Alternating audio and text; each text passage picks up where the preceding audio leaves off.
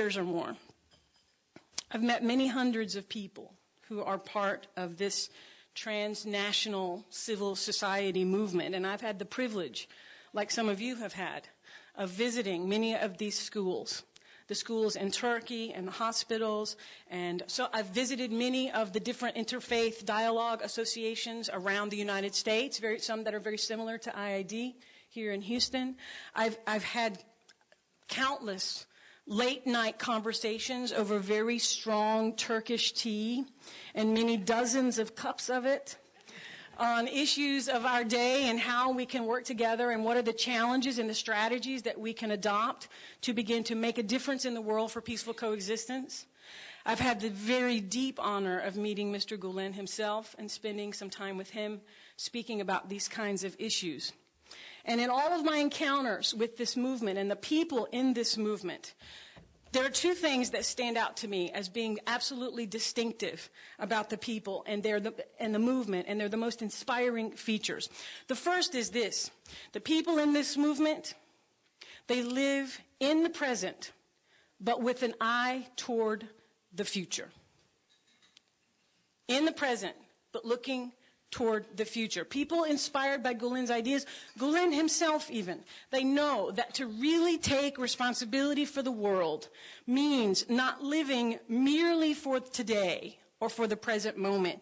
It means living with a view toward the future, living and choosing and building our lives such that our common human life is secured, not just for now, but for the next generation and the generation after that. Educating and building our youth today because they will be the leaders of tomorrow. They will hold the future on their shoulders, and so we have to prepare them now.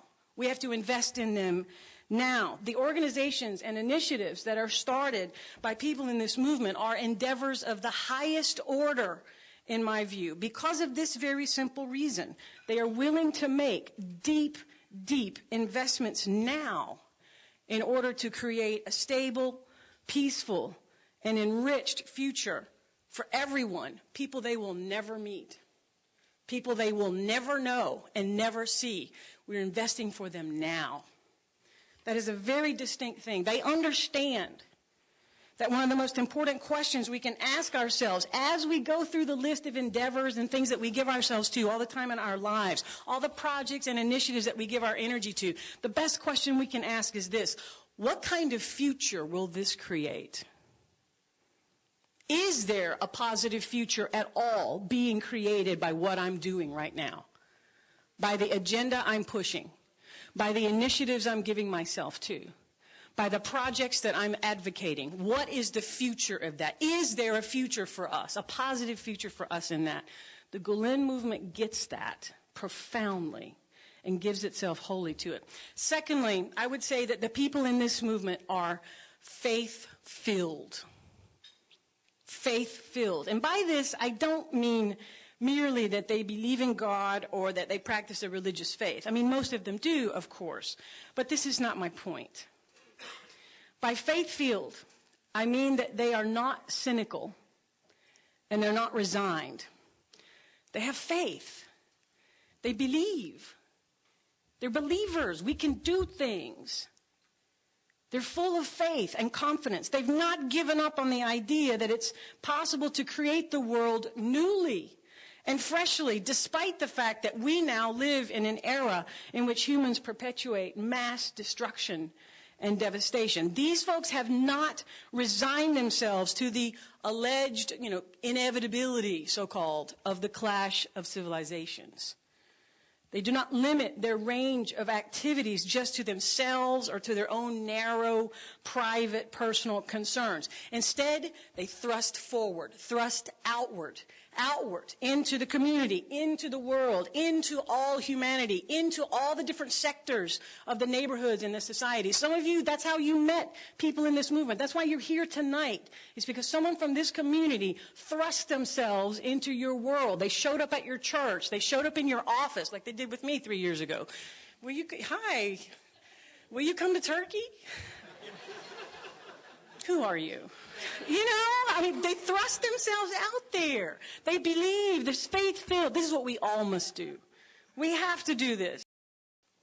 These are faith-filled people who believe that focused, well-intentioned, virtuous actions can make a tangible difference in the world, and they give themselves wholly to this in everything they do. I have never met a more faith-filled community of people in my life.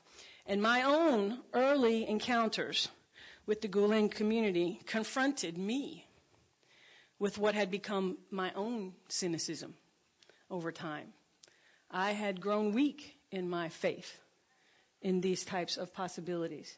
And for awakening my own faith in life and in what is possible, I will forever be grateful to the community of Gulen people, the people inspired by his ideas and inspired to give themselves and work the way that they have. I'm like our friend said, I'm a totally different person for the encounter here. So I hope that this evening is inspiring to you, that you're inspired by the people of faith that you see all around you, people here at IID who have extended their hospitality to us. It's a hospitality of shared table together, but more profoundly, it's a hospitality of the heart and the soul.